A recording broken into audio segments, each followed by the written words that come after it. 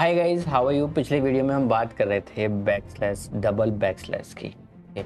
उसके साथ साथ हमने थोड़ा सा ओवरव्यू लिया था रो स्ट्रिंग्स का कि रो स्ट्रिंग होता क्या है। बट यहाँ पर डिटेल में इसको समझने की ज़रूरत है। आप डेटा एनालिस्ट डेटा साइंटिस्ट बनने वाले हो तो रो स्ट्रिंग्स में जो आपके फाइल पाथ होते हैं, इवन सॉफ्टवेयर डेवलपर के पर्सपेक्टिव से भी मैं बात करूँ, that is very very important. तो एक बार पाइथन रो स्ट्रिंग्स के बारे में समझते हैं। डबल बैकस्लैश कैसे काम करता है पाइथन फाइल पाथ में या किसी भी पाथ में, तो उसमें हम इसको चेक करेंगे और समझेंगे कि रो स्ट्रिंग्स कैसे काम करता है। अब what is a raw string guys? A row string in Python is a string prefix with R or R. When you create a row string, Python will treat the backslash character as a little character rather than as an escape character. अब इसका क्या मतलब हुआ? इसका मतलब guys ये simple सी बात है कि आपने अगर किसी स्ट्रिंग में एस्केप कैरेक्टर्स को यूज किया है, तो अगर आप उसको रो स्ट्रिंग बना देते हैं तो वो as a escape character treat नहीं होंगे।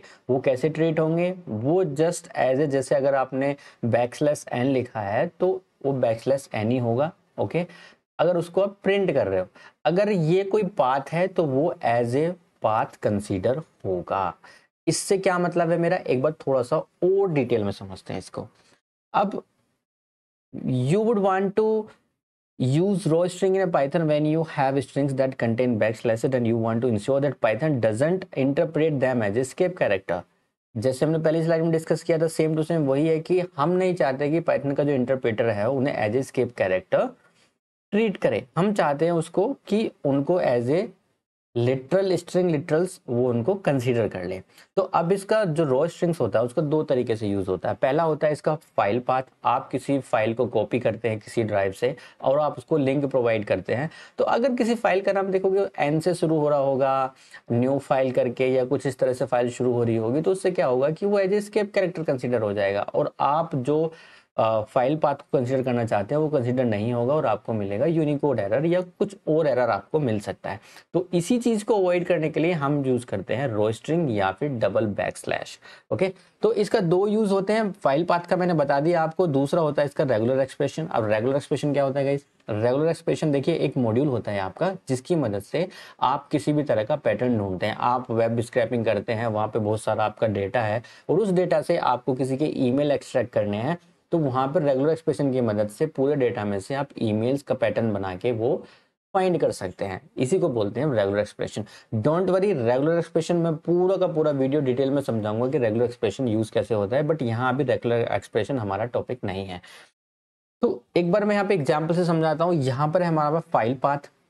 अब यहाँ पे फाइल पाथ है गाइस। अगर यहाँ पे आप देखोगे, मैंने फाइल पाथ लिया कहीं कोई भी किसी भी फोल्डर का, अभी हम करके भी देखेंगे इसको, डोंट वरी, बिल्कुल अच्छे से करके देखेंगे। यहाँ पर इसको आर किया तो इसका मतलब क्या हुआ कि जो ये बैकस्लैश एन है, मैं इसको as a escape character treat नहीं करना चाहता। मैं चाहता हूं कि अब ये भाई पूरा का पूरा कहीं का एड्रेस है, किसी फोल्डर का एड्रेस है जिसमें एक न्यू फाइल टेक्स्ट आपकी फाइल अवेलेबल है। अब उस फाइल में मैं कुछ ऑपरेशन करना चाहता हूं। अदरवाइज अगर मैं इस पर आर नहीं लिखाऊंगा तो वो क्या करेगा, उसको एज एस्केप कैरेक्टर ट्रीट कर लेगा या फिर मुझे यूनिकोड एरर इस तरह का कुछ दे देगा। वो भी मैं आपको करके दिखाता हूँ अभी। अब रेगुलर एक्सप्रेशन में मैंने आपको बता ही दिया गाइस, कोई भी आपको फाइंड करना है पैटर्न तो इस तरह से आप रेगुलर एक्सप्रेशन लिखते हैं। अगर यहाँ पे हम इसको और स्ट्रिंग नहीं बनाएंगे तो क्या होगा, इसको एज एस्केप कैरेक्टर ट्रीट करेगा और हमारा एक्सपेक्ट आउटपुट हमें कभी भी नहीं मिलेगा। तो एक बार जुपिटर नोटबुक में चलते हैं और इसके बारे में हम डिटेल में डिस्कस करते हैं कि मेरा फाइल पाथ से मीनिंग है क्या। तो गाइस आ गया हूं मैं अपनी जुपिटर नोटबुक में। यहाँ पर पाइथन में मैं कोड लिखेंगे और समझेंगे रो स्ट्रिंग को। अब रो स्ट्रिंग को समझने से पहले मैं आपको एक फोल्डर दिखाना चाहता हूँ जो मैंने डेस्कटॉप पे बनाया है। ओके, डेस्कटॉप पे आप देखोगे न्यू फोल्डर के नाम से एक फोल्डर बना है। उसके अंदर एक फाइल है, text file. Okay, text file के अंदर डेटा है। डेटा में क्या है, आई एम लर्निंग पाइथन है। ओके, तो मैं इस फाइल को अपनी जो जुपिटर नोटबुक है उसमें रीड करना चाहता हूँ। रीड कराने का तरीका क्या होता है, अब मैं यहाँ पे लेना चाहता हूँ उसको एज ए लिंक। इसका मैं लिंक कॉपी कैसे करूंगा, शिफ्ट आप प्रेस कीजिए, इसमें टैब प्रेस कीजिए और copy as path. Copy as path पे आप क्लिक करेंगे तो ये कॉपी हो जाएगा। इसका मतलब क्या है कि मैंने इसको पाथ को कॉपी किया है गाइस, ना कि इस फाइल को कॉपी किया है। अब मैं इस फाइल को ले जाता हूँ अपने जुपिटर नोटबुक में। अब जुपिटर नोटबुक में अब यहाँ पे मैं प्रिंट करता हूँ। ठीक है, अब मैं इस फाइल को कराने के रीड कराने की कोशिश करता हूँ। ठीक है, फाइल पाथ 1 में मैंने एक वेरिएबल लिया और इसको जो पाथ है उसको मैंने सेव कर लिया। ठीक है, अब यहाँ पे देखो गाइस txt फाइल में एक तो देखो एस्केप कैरेक्टर मेरा यहाँ पर बन रहा है, दूसरा यहाँ पर बन रहा है मेरा न्यू फाइल। तो अगर मैं इसको as a file path consider करना चाहता हूं तो मुझे इसके लिए कुछ चेंजेस इसमें करने पड़ेंगे। पहला चेंजेस मैं देखता हूं, पहले मैं इसको विद ओपन के साथ फाइल को रीड करना चाहता हूं। विद ओपन ब्लॉक मैंने अभी आपको नहीं पढ़ाया, इट्स ओके। यहाँ पर मैं बस आपको समझाना चाहता हूँ कि फाइल कैसे रीड होती है। Okay, open block file handling के जो ये कंसेप्ट आएगा उसमें हम इसको डिटेल में समझेंगे। अब यहाँ पे फाइल पाथ को मैंने यहाँ पे प्रिंट करा दिया, ऐड कर लिया, और एज फाइल ऑब्जेक्ट मैं इसको ट्रीट करूँगा एज फाइल। ओके, यहाँ पे कोई वेरिएबल लेता हूँ मैं कंटेंट, और कंटेंट के अंदर मैं इस फाइल को रीड कराऊंगा, फाइल डॉट रीड। ओके, और नीचे आके मैं इस फाइल को कंटेंट को प्रिंट करा दे, प्रिंट कंटेंट। ओके गाइस, अब मैं इस फाइल को करता हूँ रन। आप देखोगे मुझे मिला यहाँ पर एरर। अब एरर क्या कह रहा है कि unicode error, unicode codec doesn't decode bytes in position 2 3 truncate, इस तरह से आपको कुछ एरर मिलेगा। अब क्या हुआ गाइस, यहाँ पर प्रॉब्लम ये हुई कि ये जो आपने पाथ दिया था ये सही नहीं है, ये इसको यूनिकोड या डिकोड इसको नहीं कर पा रहा। ठीक है, डिकोड क्यों नहीं कर पा रहा, क्योंकि ये जो वैलिड पाथ नहीं है। आप अब इसके पास होते हैं, आपके पास 3 ऑप्शन, इसको बनाइए आप पूरा का पूरा पाथ। पहला होता है जो मैं पिछली स्लाइड में मैंने छोड़ा था कि बैकस्लैश कैसे यूज करते हैं। अगर यहाँ पे डबल बैकस्लैश हम यूज कर देंगे तो ये हमारा बन जाएगा पूरा का पूरा लिंक। आप यहाँ पे डबल बैकस्लैश यूज कीजिए। ओके, यहाँ पे बैकस्लैश यूज कीजिए, यहाँ पर यूज कीजिए। ठीक है, पूरा का पूरा आपको बनाना है ये लिंक का। डबल बैकस्लैश का यूज होता है इस तरह से।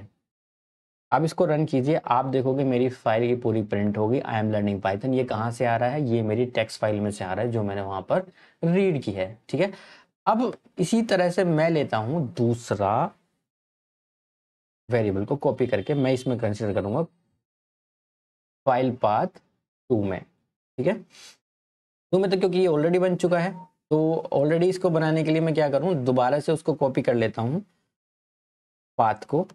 उसके बाद मैं आपको समझाऊंगा कि मैंने यहाँ पर क्या किया है। दोबारा से कॉपी एज पाथ कीजिएगा इसको, गाइस शिफ्ट करेंगे और राइट क्लिक करेंगे तब आपको ये कॉपी एज पाथ का ऑप्शन देगा। वापस इसको हम ऐसे ही प्रिंट करेंगे। दूसरा ऑप्शन क्या होता है हमारे पास, दूसरा ऑप्शन होता है हमारा कि हम इसको बैकवर्ड, जो हमारा बैकवर्ड फॉरवर्ड स्लैश था या बैकवर्ड, ये हमारा बैकवर्ड स्लैश था यहाँ पे, तो हम इसको क्या करेंगे फॉरवर्ड स्लैश बना सकते हैं। लिंक बनाने के लिए हम लिंक को ट्राई कर रहे हैं। ठीक है गाइस, यहाँ पर हम लिंक को ट्राई कर रहे हैं, जहां पर भी हमारा बैकवर्ड था अब उसको बनाएंगे हम फॉरवर्ड। फॉरवर्ड से क्या होगा कि ऐसे भी हम स्केप कैरेक्टर्स को नहीं चाहते कि वो as a escape characters treat होने चाहिए। और यहाँ पर मैं इसको वेरिएबल को चेंज कर दूंगा, ये हो जाएगा मेरा फाइल पाथ 2। अब फाइल पाथ 2 में अब जैसे ही मैं इसको रन करूंगा तो आप देखोगे मेरा आउटपुट तब भी आ जाएगा। इसको मैं एक बार कमेंट कर देता हूँ, इसके बाद भी देखोगे मेरा आउटपुट मिल जाएगा। और इसी तरह से गाइस तीसरा ऑप्शन होता है मेरा रो स्ट्रिंग। ठीक है, अब रो स्ट्रिंग अब मेरा बहुत काम आसान करता है। वो कैसे करता है, यहाँ पे फाइल पाथ 3 के नाम से मैं वेरिएबल बनाता हूँ और दोबारा से मैं उस कॉपी करना चाहता हूँ, मैं उस फाइल के जो पाथ है उसको कॉपी करना चाहता हूँ। कॉपी करते हैं पाथ को, फाइल में जाते हैं, दोबारा से shift right click, copy as path. ठीक है, अगर आपको इसको डायरेक्टली ऐसे ही प्रिंट करोगे तो क्या होगा, आपको वापस से एरर आना चाहिए। रन करें और यहाँ पे मैं कर देता हूँ फाइल पाथ 3, तो आपको देखोगे फिर से वो एरर आ जाएगा क्योंकि आपने इसको क्या किया, एज ए पाथ आपने ट्रीट नहीं किया या उसको पाथ में कन्वर्ट नहीं किया। तो अब सिंपल वे है, आप इसको कन्वर्ट कर दीजिए बस आर स्ट्रिंग में।